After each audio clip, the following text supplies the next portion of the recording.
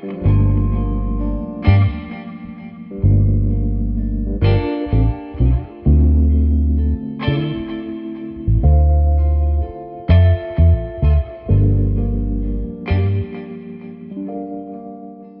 we know that there's a lack of presence and representation of Black women as it relates to sexual wellness, like in mainstream media, in marketing materials. Like sometimes we literally are just invisible. We are absent from those kinds of campaigns. There's also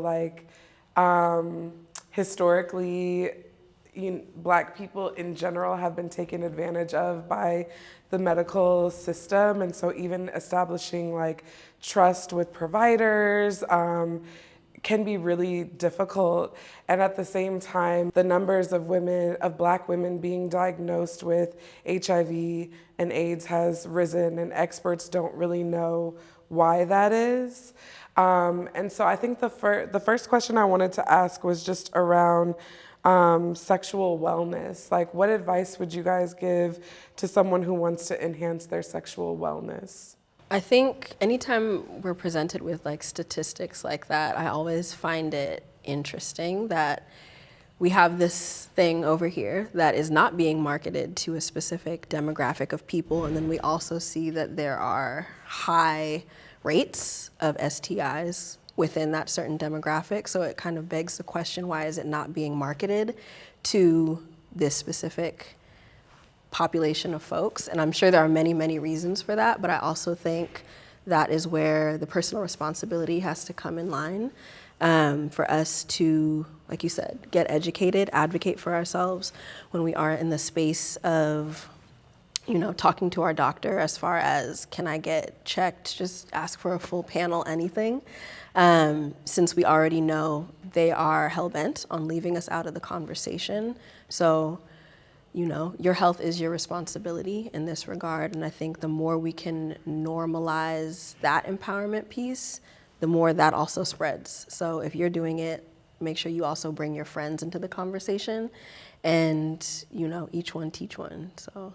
Get informed, find out what your options are, because they change, the narrative changes over the years, and things exist now that didn't exist 10 years ago, and then other things are considered to be old and passé, and nobody wants to engage in certain safe sex practices, as they used to be called, at least. But I would just say, find out what your options are, because education is everything. You can't protect yourself without education.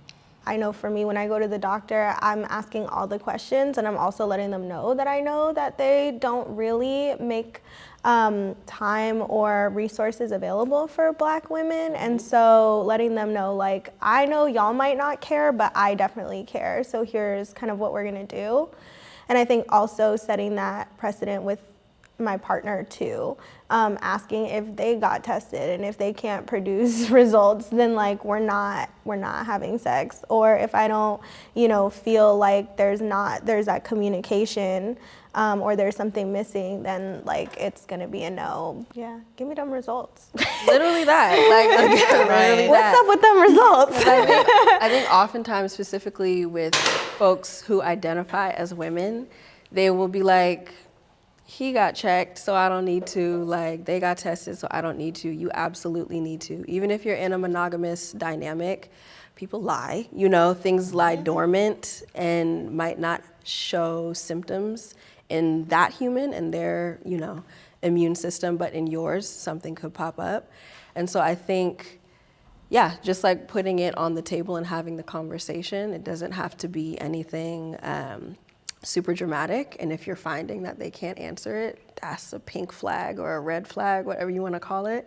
I think a lot of the times in this country, how we tend to engage with wellness in general is it'll get treated after symptoms are present, rather than let's look at this like it's a preventative measure. Yes. And so if we can look at testing like it's a preventative measure, not just something we wait to do after we got the itchy scratchies, then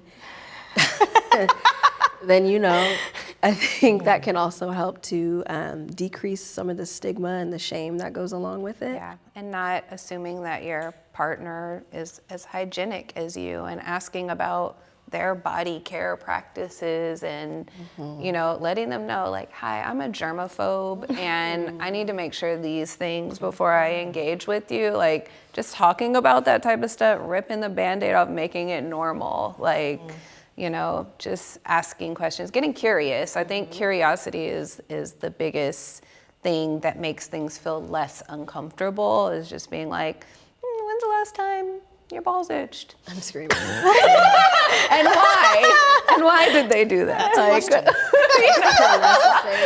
We gotta get curious, just like random questions to kind of lighten the situation, because it doesn't have to be so serious. That's another thing, we make it seem so serious. Like, you can talk about these things, and it doesn't have to be like a soap opera, like cue the violins, we're about to talk about it. Right. We can just talk like in a normal conversation and normalize the conversation, And I think that goes back to respecting your own boundaries, because I've been married for since dinosaurs roamed the earth. But prior to my husband, I would drag my boyfriends to the clinic, and I'd be like, I want this as much as you do. However, you need to get tested before, and and that was the way it was. And I took them all to the same place. I'm sure the people there were like, you again? But listen, this is what has to happen, and that was just, and also just being really clear that it's a very strong boundary. This is your life. This is your body. This is your health. This could be long-term consequences if we don't jump ahead, like you were saying. Instead of waiting for something to happen, this is a preventative measure, us both getting tested and taking it from there.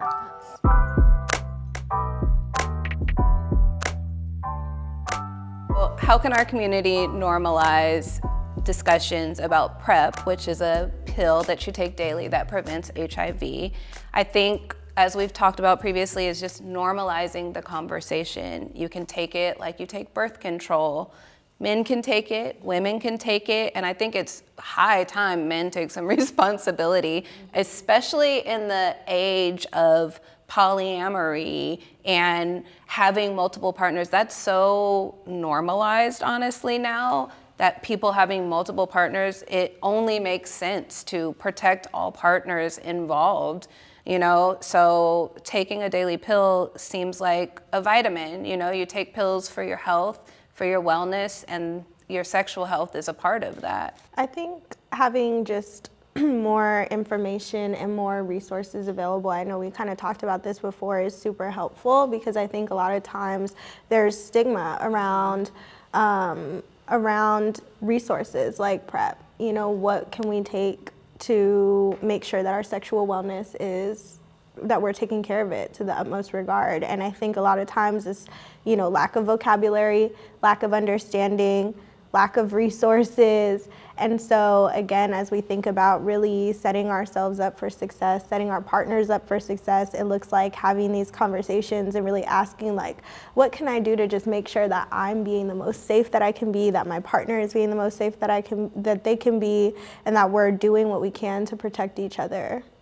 Yeah, you go get like a yoni steam, or you take pills to make yourself wetter and things like that. Like, I feel like taking something like PrEP is just an added step in that care routine of your body. It's just like another thing that you can add, a layer of safety, a layer of protection. Yeah, a toolkit, like you said. Yeah. And I also think that it can be like multi-generational education, because, a lot of older people don't know anything about it, don't know that it's so simple, that it's just a daily pill that you take for prevention, because their generation, it was just condoms or abstinence. And so I think it's not just educating people who are super active right now, but everyone, because you never know. You know, somebody could be in their later stages of life. A lot of older people are getting STIs because all sorts of STIs because they think it can't happen to them, or you know, they're too old to use a condom or whatever, and you're not with either of those things. And a daily pill is something that most people are taking anyway, just vitamins or birth control or whatever. Ignorance is no longer bliss. No. We live in the information era. Yeah, So, there's no you know, excuse. Yeah. Yeah.